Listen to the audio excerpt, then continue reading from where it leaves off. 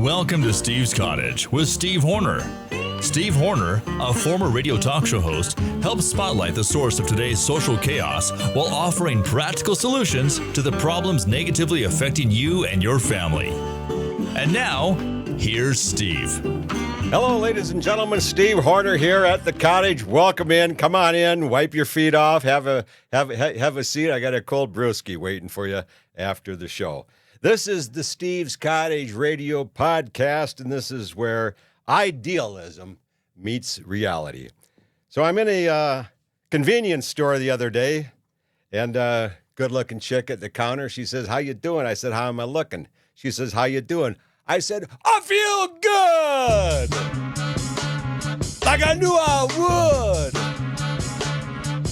I feel good, like I knew I would.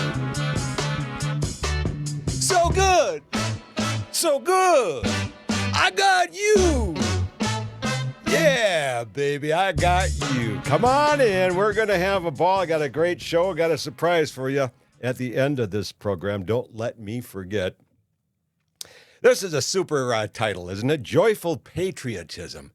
Get so many people off that couch.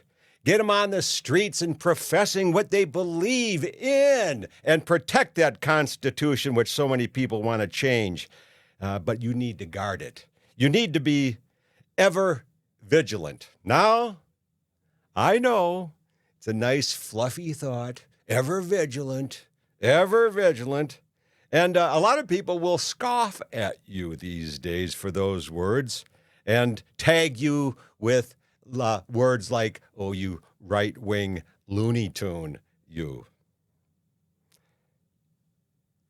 Dozens of black people over the years have told me after I asked them, "Hey, I didn't see you at the Memorial Day ceremonies again this year." "The hell you talking about? The hell you talking about? This ain't my country."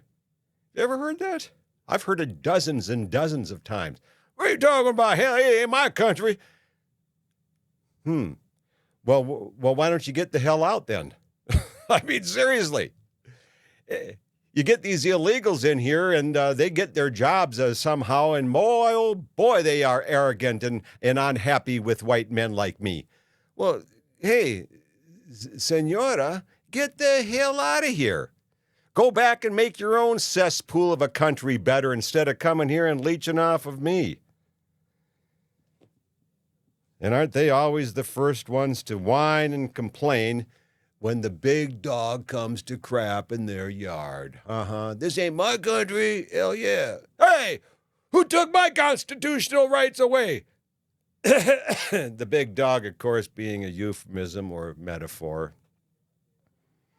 They should be complaining when the big dog is circling their neighborhood, like maybe bad school policies at the public school. Maybe they need a street light at the corner before their child gets killed by some reckless driver. But they only complain when the dog craps in their own backyard. Other than that, hey man, shit, ain't my country. Okay, fine. Get the hell out. Seriously, get out. So and then people like the ACLU and these women in politics, they want to come along and accommodate them. So fine. And of course, you know, if you've been one to have joined me here at the Cottage a few times, you'll know that my unfiltered candor is quite prevalent. And it comes from my experiences, not only as my experience as a broadcaster, but as a social activist. I guess I was born and encouraged to speak up when things bothered me. I know I did that in the military. People honored me for that. And the unfiltered, they appreciated me for that. And also the unfiltered attitude of the Cottage here comes from not having any sponsors. If I had sponsors, I'd have to kiss up to them like they kiss up to you. Oh, women, you deserve the very best. You do? You deserve the very best? I was listening to Hannity on the way over, and some joker called up, and he's talking about his time down in Texas, and I could recall my time in San Antonio. Had a good time, met a lot of interesting people, took a lot of travel trips, and really had a nice time. 14 months down there, and I went to I'd enjoy going to the surrounding little towns and having a brewski. New Braunfels was one that I'd enjoy, and they'd be sitting around. One time they were there with a bunch of women. Steve, this is Miss Linda. Miss Linda. Okay, I'll play the game, Miss Linda. I'm not about really seriously to call any woman these days Miss Judy, Miss Linda. All these big old fat ass, tattooed, reckless, liberal cunts. Huh? That's right. These are not Miss Linda days. These are cunts. And the acronym of which I speak is C period, U period, N period, T period. It is an acronym meaning can't understand normal thinking.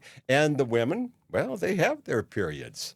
We men, we have our exclamation points. And we really need to start stomping our feet and banging the table. But the sponsors need to suck up to the people, and that's what you're not going to hear on this program. I'm not going to sugarcoat the issues. And that's the same as Jesus. You see? Jesus, in Luke 12, write this down. Luke 12, 49 to 53, Jesus is saying, I didn't come here to kiss your butt. I didn't come here to agree with you. I didn't come here to say, you deserve it. I came here to divide. I came here to tell the truth. Not to make friends and kiss up to people. But I came here to be the agitator. And like the agitator in your washing machine, which goes around and around and back and forth and back and forth and back and forth, and without it, the dirty clothes would just lie limp in dirty water. But with the agitator, you see, without agitators, the laundry gets clean. Without agitators, nothing in the world would come clean. So Jesus was the agitator, as I here at Steve's Cottage am the agitator. I'm not here to make friends.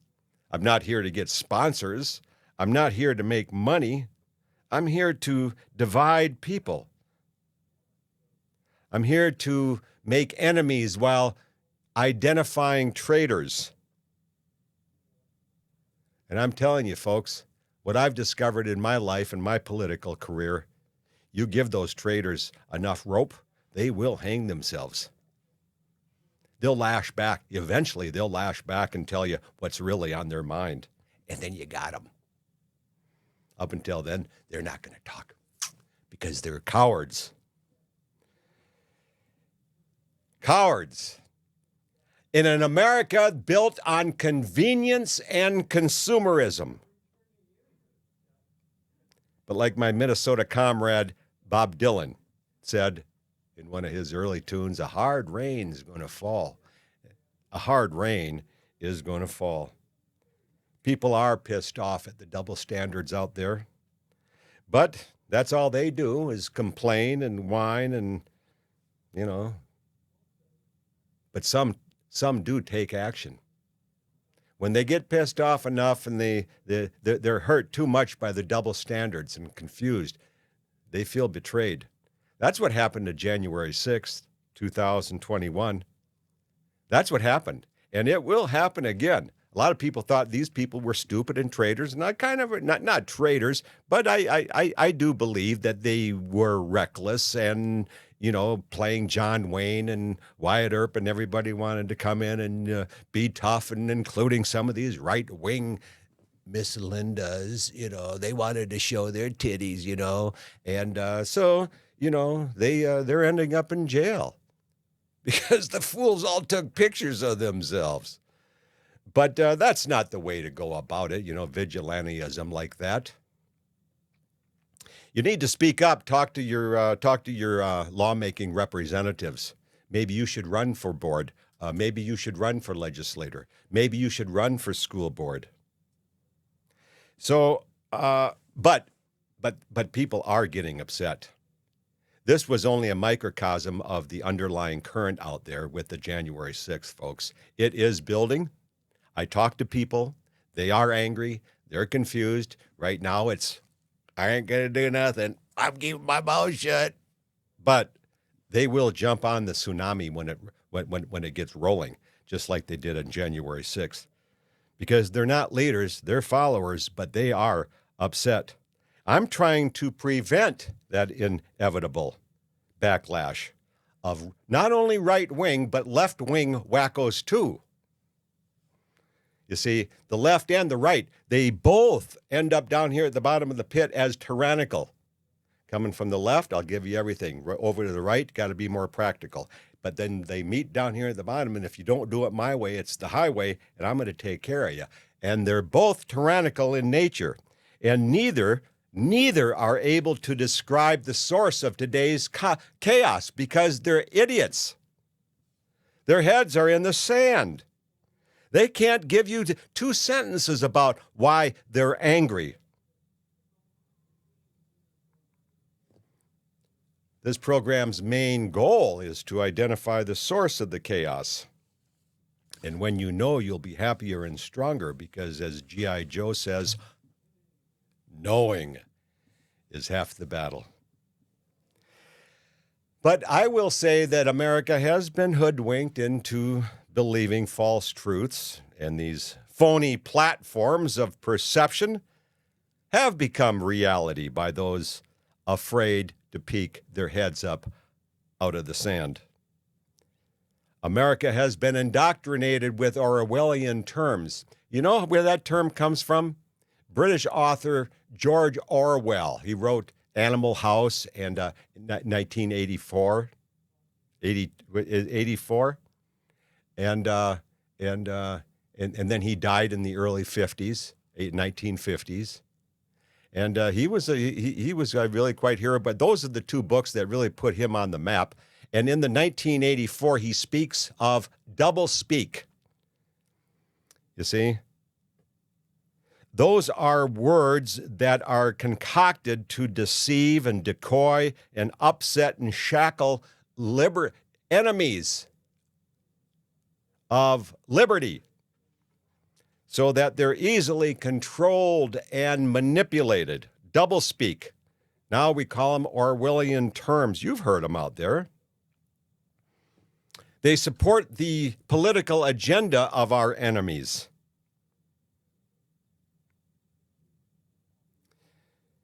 You've heard them proclaimed out there in public and in the Jew-run press.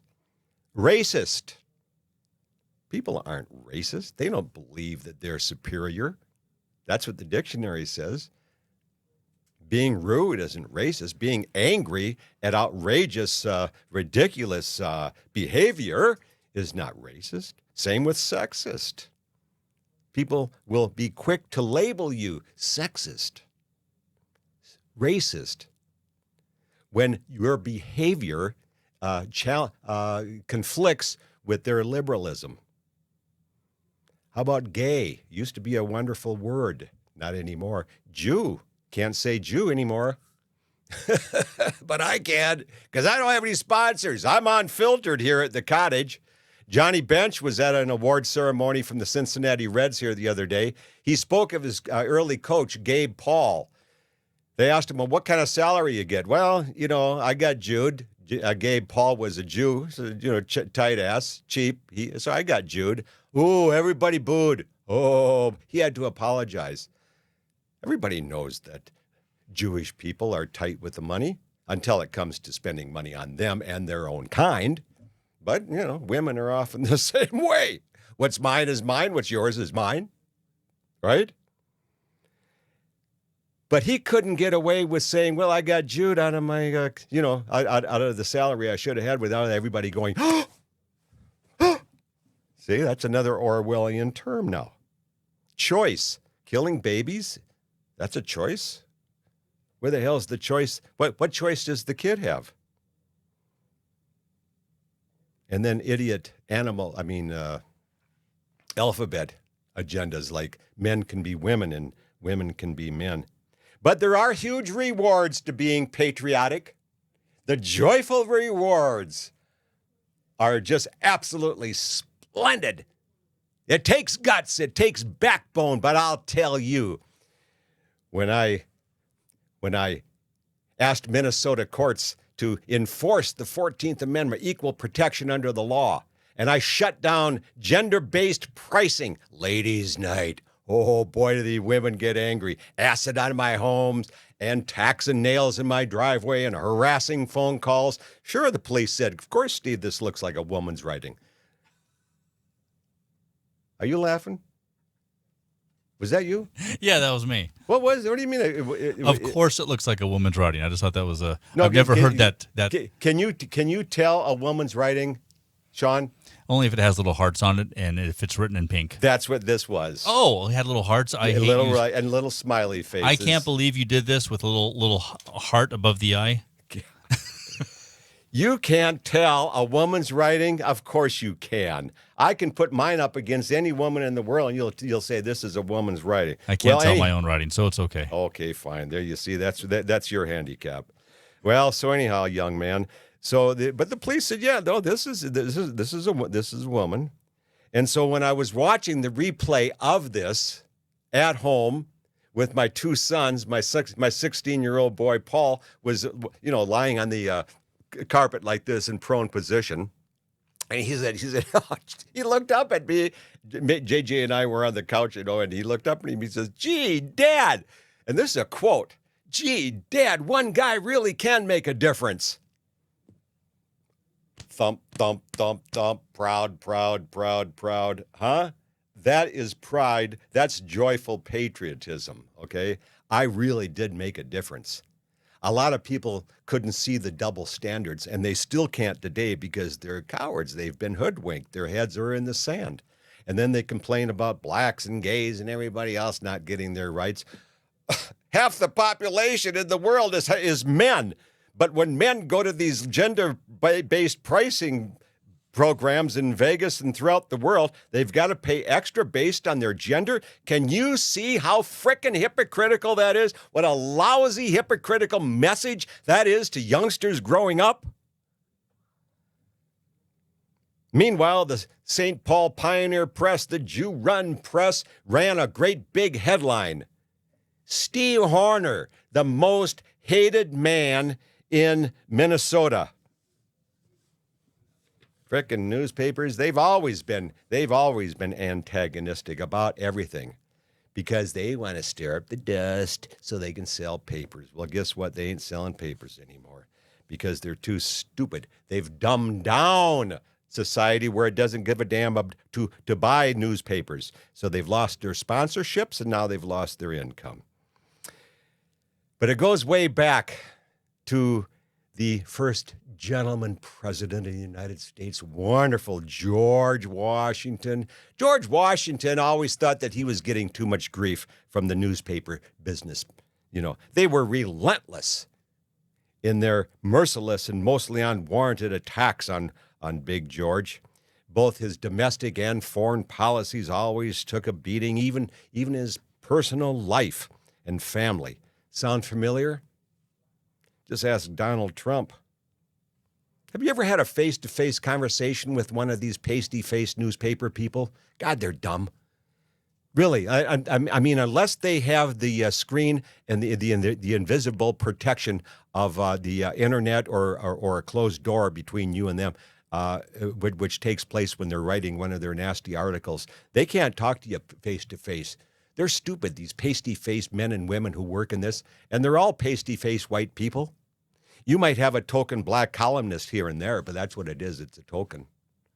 These are all white people, and they're dumb and homely. My God, I've called them homely before because just look at them. I mean, they just are not going to be movie stars, so they have to write. They have to get their animosity out in print. But George had the last word in September of 1796. and he spent 2 terms. This was 6 months before he'd leave office. He submitted his 6,000-word address to the American Daily Advertiser, which was a relatively independent publication in an era otherwise defined by partisan journals. He called it a warning from a parting friend. By the following year, after Washington had done what he did best, give up power, because he was not always very thrilled about being president, but he did 2 terms beautifully, but he was anxious to get out. The farewell address became for a century or more the most popular undelivered speech in history. Students read it in schools. Patriots memorized portions of it for recitation. And to honor Washington's birthday, the 2 parties in the U.S. Senate take turns each year reading it aloud. Washington couldn't predict the future, but a half-century of public service left him with enough wisdom to fashion a shockingly modern document. He says, "It is our true policy to steer clear of any permanent alliances with any portion of the foreign world." Think Israel, think Ukraine, think Great Britain, think France. Let's trade with them, but let's not be in bed with them all the time.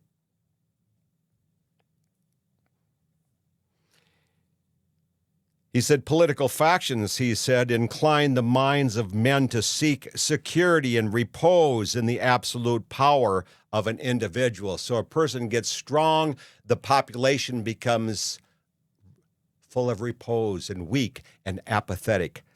Sound familiar? That leader would use this disposition to the purposes of his own elevation.